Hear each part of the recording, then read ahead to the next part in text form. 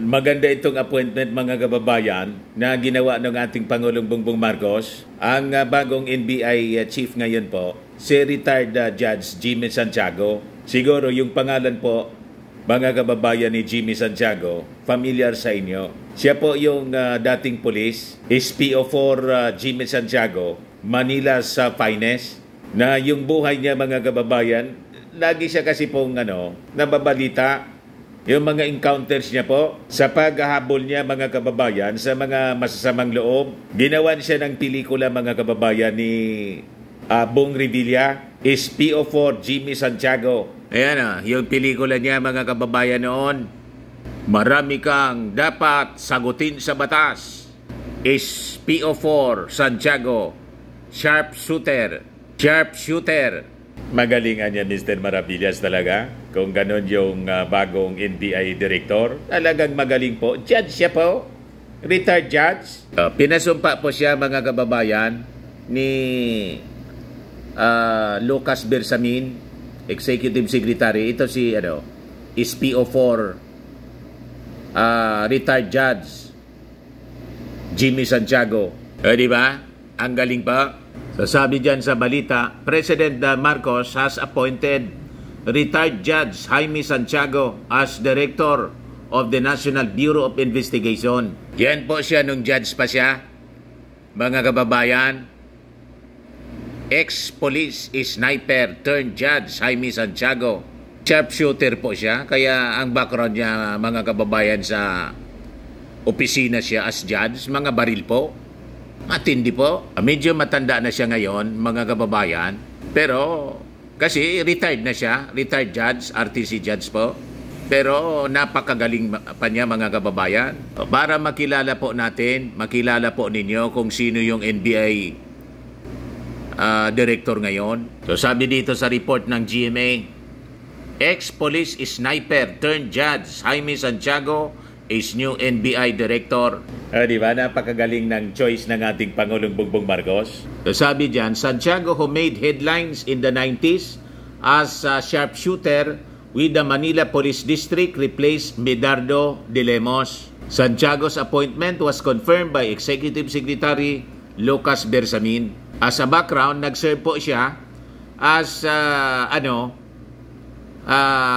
formerly served as Manila Regional Trial Court judge. Santiago became part and eventually named the Deputy Chief of the Elite Special Weapons and Tactics or SWAT team ng Manila Police District Department noong panahon. Yung kanyang autobiography was made into a movie. Yung titulo nga po, SPO4 Santiago, Sharpshooter, portrayed by Senator Ramon Bong Revilla Jr. Ito nga po, mga kababayan. Di ba? Ang galing pa. Para nga napanood ko yata yan, mga kababayan. Kaya lang matagal na, 1996 pa. Kaya medyo limot ko na. Sa dami ng pelikulang pinapanood ko po. Mahilig po ako sa mga action movies. So as a background po, para makilala ninyo, nagtapos si Santiago po, si Jimmy Santiago, ng BS Criminology sa Philippine College of Criminology from 1978 to 1988 and took up law at the Manuel L. Quezon University, law from 1989 to 1993. Matagal na. So nag-serve siya mga kababayan at the Philippine National Police, Western Police District from 1979 hanggang 2000. And as a dutiful police officer ng WPD, he went against sinister individuals who threatened the peace and order sa Metro Manila, sa Manila. A sharp shooter from the Special Weapons and Tactics team during his heyday in Manila's finest, Santiago rose to fame. His life featured in 1996 Filipino biographical action film.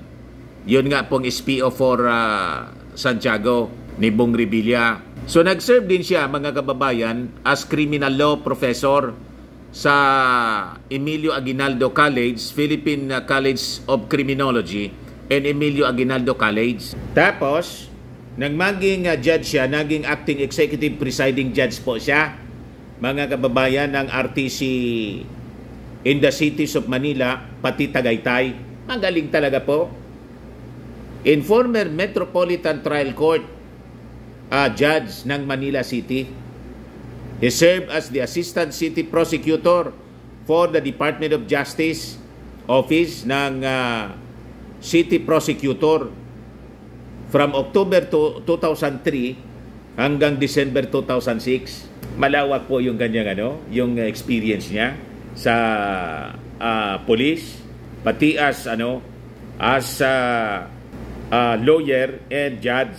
So dati din siya, mga kababayan, na Deputy Executive Vice President ng Philippine Judges Association and former President ng Metropolitan and City Judges Association of the Philippines. Matindi po. So napangalanan din siya. Nasama siya sa one of the 10 outstanding policemen of the Philippines by the Philippine JCs noong 2009 and outstanding criminologist by the Professional Regulation Commission noong 2012. Ganon magpili po ng isang opisyal, yung ating Pangulong Bongbong Marcos, yung mga pinakang magagaling, yung kanyang kinukuha po. Kaya yung mga mahina po na mga personalities tulad ni Vic Rodriguez, mahina sa magaling sa batas, kaya lang mahina doon sa tukso. Na tukso, ano niya yung tukso, Mr. Maravillas? Yan may mga na for sale daw. May mga kumalat po na chismis na yung mga posisyon daw for sale. Ayun.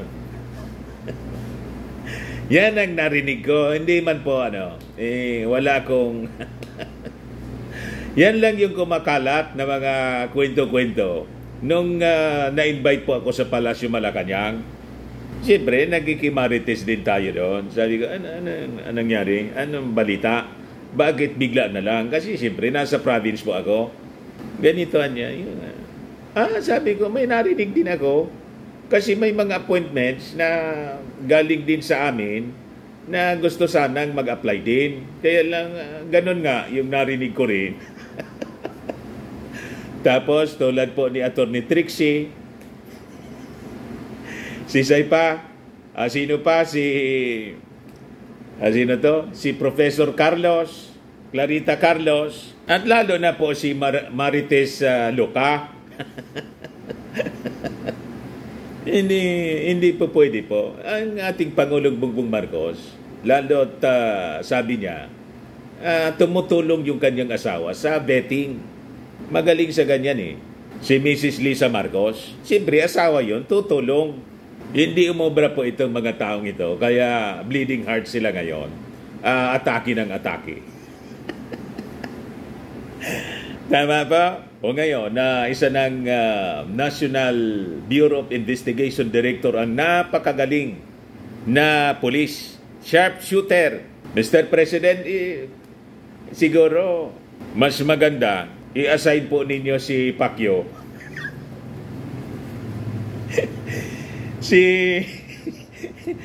si bagong NBI Director Jimmy Santiago ang mag-serve ng warrant of arrest.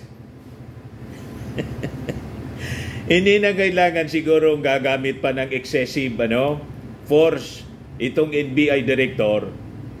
Kasi pag marami, tulad nun, 2 batalyon, na-alarm, nakatakas. Kasi unang-una, ang kaduda-duda pa kung bakit nagkataon, sabi ni Amy Marcos, nagkataon daw, nandun siya. Kaduda man niya, Mr. Maravillas. Ako ayoko magduda. Basta ako, nagbabasi lang sa kwento ni Amy Marcos. Ito, may reklamo si Senator Amy Marcos, naging parang warso na niya. Senator Amy Marcos has expressed concern over the alleged use of unnecessary and excessive force niya during the attempted arrest of fugitive Apollo Kibuloy, who is facing charges of sexual abuse and qualified trafficking. Sabi niya, andun na niya ako sa Davao. Ako'y nasindak kasi ang dami-daming SWAT, CIDG sa airport. Sangkater ba yung mga SAF, batalyon, Nakita ko yung dalawa, tatlo pa na PNP, helicopter, may kasama pang drone. May mga sniper pa sa tuktok ng mga building. Ako'y natakot na talaga namang kakabahan ka ng todo. At yung Davao City, naging pawang parang siguro ito, parang bar zone. Habang naman, bakit naman nagkaganon? Kinakailangan ba talaga yon? So yan ang reklamo po ni Senator Amy Marcos. Excessive force, pari-parehas silang sinasabi. So unang-una Senator Amy, kaduda-duda yung bakit nagkataon nandun ka. Yung iba tuloy napapaisip, baka kaya nakapuslit.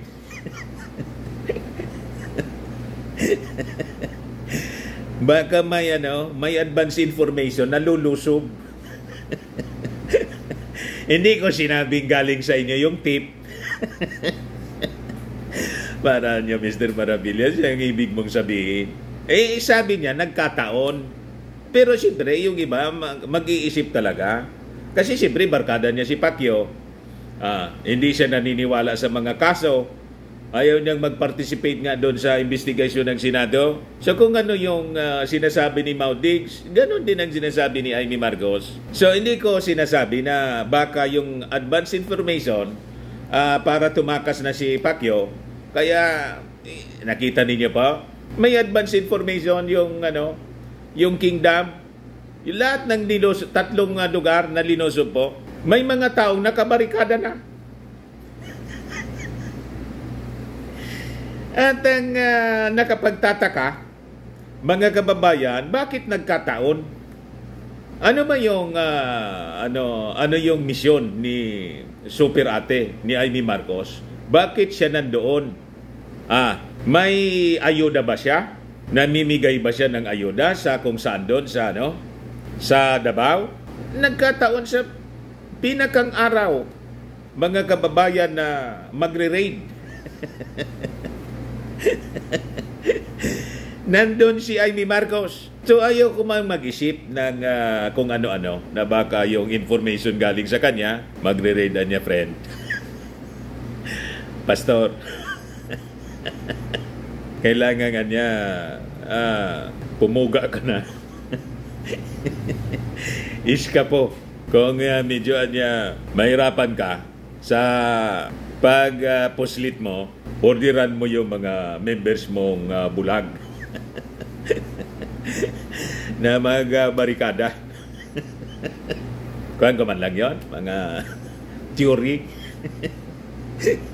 Ngayon, balik tayo kay Jimmy Santiago. Baka pwede pong i-assign na lang ang pag-serve ng warrant of arrest para isang maliit lang, mga ilang tao lang, siguro mga 10, one squad lang, mga kababayan, ang ipapadala para sa special operation. Sanay dito si Jimmy Santiago. At ang maganda kay Jimmy Santiago, hindi asintado siya, sharpshooter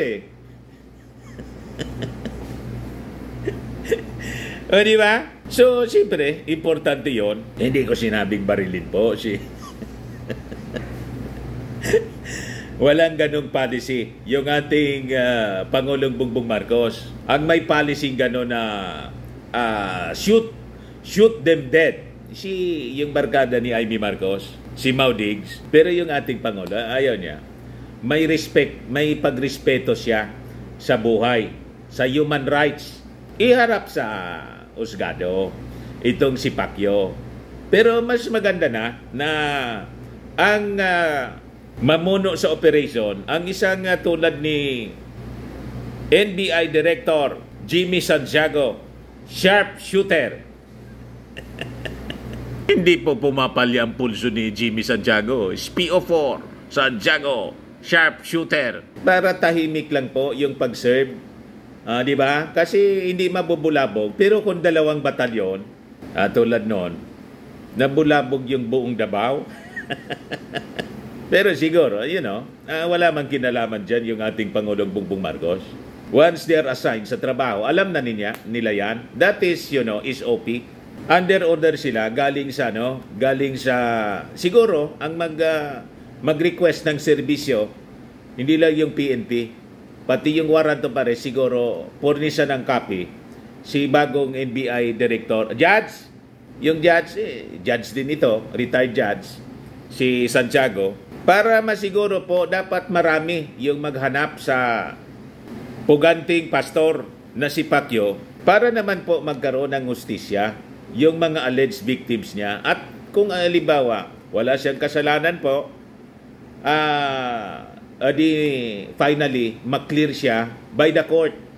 Fair po tayo rito. Walang tulad ng panahon ni Maudigs. Hindi pa. Walang kaso po. Suspected pa lang po na drug pusher.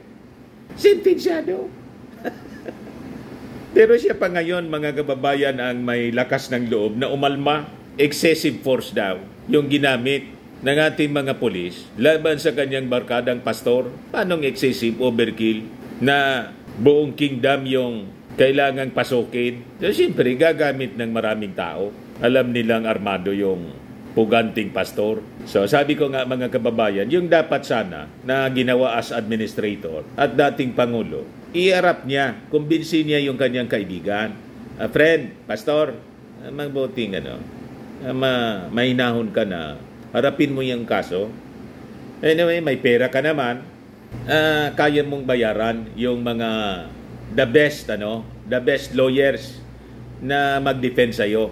Wala kang kasalanan, di maklaro yung pangalan mo at makabalik kang matiwasay sa iyong dating trabaho bilang pastor. Dapat ganun po. Dapat ganun, Senator Amy Marcos, Senator Robin Padilla, and all the friends nitong si Pacquiao. Dapat ganun. Sablay po yung inyong mga pinagsasabi. Kaya malamang baka magalit sa inyo yung ating mga mamamayang Pilipino. Hindi na kayo niyan makaulit. Ayan man lang po, mga kababayan. Ako po si Dante Maravillas. Bye-bye. God bless.